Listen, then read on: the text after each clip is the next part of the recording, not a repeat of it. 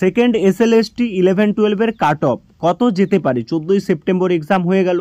তো আপনাদের মধ্যে একটাই প্রশ্ন যে আমাদের রাষ্ট্রবিজ্ঞান ছিল, আমাদের সংস্কৃত ছিল, আমাদের বাংলা ছিল, আমাদের ভূগোল ছিল, বাট যার যেটা সাবজেক্ট ছিল তো কাট অফটা কীরকম যেতে পারে, কোশ্চেনের লেভেল কীরকম ছিল। তো দেখুন এখানে সবথেকে একটা ভাইটাল ব্যাপার যে আপনাদের এক্সপিরিয়েন্সটা ইন্টারভিউয়ের আগে কিন্তু অ্যাড করবে বলেছে। তার মানে আপনি একটা জিনিস দেখুন, কোনো স্টুডেন্ট বা কোনো পরীক্ষার্থী হয়তো সে 47 পেয়েছে, একাডেমিক স্কোর পেয়েছে 8 এবং এক্সপিরিয়েন্সে 0, তাহলে তার নাম্বারটা হচ্ছে 57। অর্থাৎ কোনো পরীক্ষার্থী যার এক্সপিরিয়েন্স আছে সেই সংখ্যাটা পারফেক্টলিভাবে এখন জানা যায়নি, বাট সে পেয়েছে এক্সামে 43, একাডেমিক স্কোর তার 10 এবং তার এক্সপিরিয়েন্সও 10, অর্থাৎ তার নাম্বার হলো 61।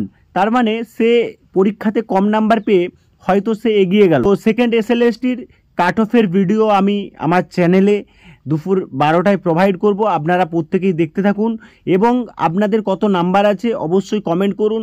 আমি পুরো A to Z ইনফরমেশান আপনাদের এই ভিডিওর মাধ্যমে দিয়ে দেবো। চ্যানেলে নতুন হলে অবশ্যই চ্যানেলটি সাবস্ক্রাইব করে রাখুন। So thank you.